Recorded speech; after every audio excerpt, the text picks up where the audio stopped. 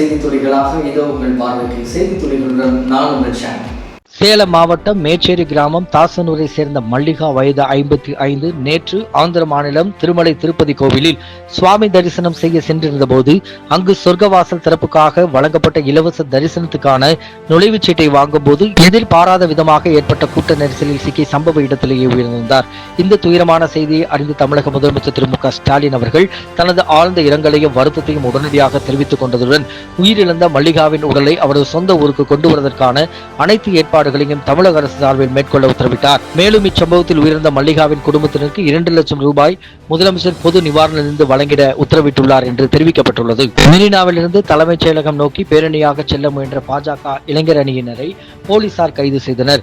அண்ணா பல்கலைக்கழக மாணவி பாலியல் வன்கொடுமை சம்பவத்தை கண்டித்து அரசியல் கட்சிகள் தொடர்ந்து ஆர்ப்பாட்டங்களை நடத்தி வருகின்றன.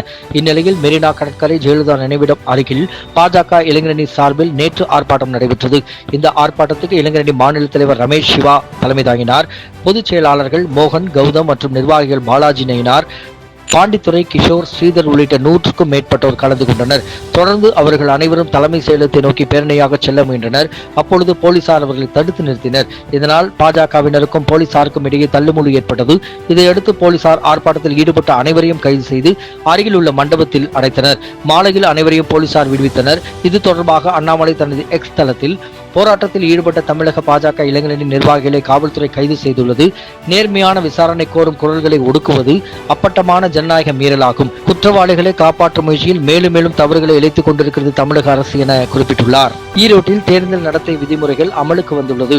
வாக்காளர்களுக்கு பணம், பரிசு பொருட்கள் வழங்குவதை தடுக்கும் வகையில் 3 பறக்கும் படையினர் அமைக்கப்பட்டு வாகன சோதனை நடைபெற்று வருகிறது. அரசு அலுவலகங்களில் முதல்வர் உள்ளிட்ட அரசியல் தொடர்பான புகைப்படங்கள் அகற்றப்பட்டு அரசியல் பேனர்கள், விளம்பரங்கள் அளிக்கப்பட்டு வருகின்றது. ஈரோடு கிழக்கு தொகுதிக்குட்பட்ட பன்னீர்செல்வம் பூங்கா பகுதியில் உள்ள கருணாநிதி, எம்ஜிஆர், ஜெயலலிதா சிலைகள் துணிகளை கொண்டு மறைக்கப்பட்டுள்ளது. தேர்தல் தொடர்பான புகார்களை தெரிவிக்கும் வகையில் ஈரோடு மாநகராட்சி அலுவலகம் மற்றும் மாவட்ட ஆட்சியர் அலுவலகங்களில் கட்டுப்பாட்டு அறை திறக்கப்பட்டுள்ளது. இந்நிலையில் ஈரோடு கிழக்கு தொகுதிக்குட்பட்ட அச்சகம் மற்றும் திருமண மண்டப உரிமையாளர்கள் பங்கேற்ற ஆலோசனை கூட்டம் புதன்கிழமை இரவு நடந்தது. இதில் மாவட்ட தேர்தல் அலுவலரும் ஆட்சியருமான ராஜகோபால், ஈரோடு கிழக்கு சட்டமன்ற தொகுதிக்கான இடைத்தேர்தல் அறிவிப்பு வெளியிடப்பட்டு தேர்தல் நடத்தை விதிமுறைகள் நடைமுறைப்படுத்தப்பட்டுள்ளது.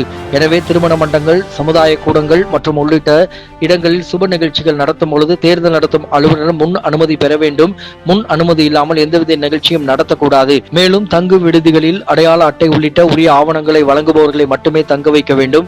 அச்சக உரிமையாளர்கள், அரசியல் கட்சியினர் மற்றும் வேட்பாளர்கள் அச்சடிக்கும் துண்டு பிரசுரங்களின் எண்ணிக்கை உள்ளிட்ட விபரத்தினை தேர்தல் நடத்தும் அலுவலர்களிடம் 3 நாட்களுக்குள் சமர்ப்பிக்க வேண்டும். அச்சக உரிமையாளர்கள் தேர்தல் தொடர்பான விநியோகிக்கப்படும் துண்டு பிரசுரங்கள் மற்றும் சுவரொட்டிகள் அச்சடிக்கப்பட்ட அச்சகத்தின் பெயர் மற்றும் முகவரி முழுமையாக தெரியும் வகையில் அச்சடிக்கப்பட்டிருக்க வேண்டும். தவறும் பட்சத்தில் மக்கள் பிரதிநிதித்துவ சட்டத்தின்படி நடவடிக்கை மேற்கொள்ளப்படும் என கூறினார். இக்கூட்டத்தில் ஈரோடு கிழக்கு சட்டமன்ற தொகுதி தேர்தல் நடத்தும் அலுவலர் மணிஷ், ஈரோடு எஸ்பி ஜவஹர் மற்றும் மாவட்ட வருவாய் அலுவலர் சாந்தகுமார் உள்ளிட்டோர் பல அதிகாரிகள் கலந்து கொண்டனர். தமிழக மக்களிடம் குறிப்பாக பெண்களிடம் மிகுந்த வரவேற்பை பெற்றுள்ள திட்டம் கலைஞர் மகளிர் உரிமை திட்டமாகும். இந்த திட்டத்தின் மூலம் தமிழகத்தில் உள்ள தகுதி வாய்ந்த 1,64,61,000 பெண்களுக்கு ஒவ்வொரு மாதமும் அவரவர் வங்கி கணக்கில் ரூபாய் 1000 வரவு வைக்கப்படுகிறது. எதிர்வரும் பொங்கல் திருநாளை சிறப்பாக கொண்டாடிடும் வகையில் கலைஞர் மகளிர் உரிமை தொகை 1000 ரூபாயினை முன்கூட்டியே வழங்கிட தமிழக முதலமைச்சர் மு க ஸ்டாலின் அவர்கள் உத்தரவிட்டுள்ளார். இந்த உத்தரவின் மூலம் பயன்படும் 1,14,61,000 பெண்களின் வங்கி கணக்குகளில் வரவு வைக்கும் பணிகள் வியாழக்கிழமை காலை முதலே தொடங்கப்பட்டுள்ளது. அனைவருக்கும் இன்று அவர்களின் வங்கி கணக்குகளில் 1000 வரவு வைக்கப்படுகிறது என்று தெரிவிக்கப்பட்டுள்ளது. வழக்கமாக மகளிர் உரிமை தொகை ஒவ்வொரு மாதமும் 15ஆம் தேதி வாக்கில் வங்கி கணக்கில் வரவு வைக்கப்படும் என்பது குறிப்பிடத்தக்கது. எனக்கு பிடிக்காத துறை திரைத்துறைதான் என நடிகை நித்யா மேனன் தெரிவித்துள்ளார். காதலிக்கு நேரமில்லை படத்தை விளம்பரப்படுத்த பேட்டி ஒன்று அளித்தார். அதில் எனக்கு பிடிக்காத துறை திரைத்துறைதான். இப்போது கூட வேறு ஏதேனும் துறையில் வாய்ப்பு கிடைத்தால் போய்விடுவேன். ஒரு நார்மலான வாழ்க்கை வாழவே விரும்புகிறேன். எனக்கு பயணம் செய்வது ரொம்ப பிடிக்கும். ஆகையால் பைலட்டாக விரும்பினேன். ஒரு நடிகையாக இருக்கும்போது சுதந்திரமாக இருப்பதை மறந்துவிட வேண்டும். பார்க்கில் போய் நடப்பது ரொம்ப பிடிக்கும். அதெல்லாம் இப்போது முடியாத சில சமயங்களில் இதெல்லாம் நமக்கு தேவையா என்றும் கூட தோன்றுகிறது. தேசிய விருது கிடைப்பதற்கு முன் சத்தமே இல்லாமல் எங்காவது போய்விடலாம் என நினைத்தேன். அப்போதுதான் தேசிய விருது கிடைத்தது என கூறியிருக்கிறார் நித்யா மேனன். அவருடைய இந்த பதில் இணையத்தில் பெருவாரியாக விவாதிக்கப்பட்டு வருகிறது. கிருத்திகா, உதயநிதி இயக்கத்தில் ஜெயம் ரவி, நித்யா மேனன் வினய், யோகி பாபு உள்ளிட்ட பலர் நடிப்பில் உருவாகியுள்ள படம் காதலிக்க நேரமில்லை. ரெட் ஜெயின் மூவிஸ் தயாரிப்பில் தயாரித்துள்ள இப்படத்திற்கு A.R. ரஹ்மான் இசையமைத்துள்ளார் என்பதும் குறிப்பிடத்தக்கது. இதுவரை நீங்கள் பார்த்துக் கொண்டிருந்தது உங்கள் தகவல் தளத்தில் இன்றைய செய்தி துளிகள். மீண்டும் மற்றொரு செய்தி துளிகளுடன் உங்களை சந்திக்கும் வரை உங்களிடமிருந்து விடைபெறுவது உங்கள் ஷாம். நன்றி, வணக்கம்.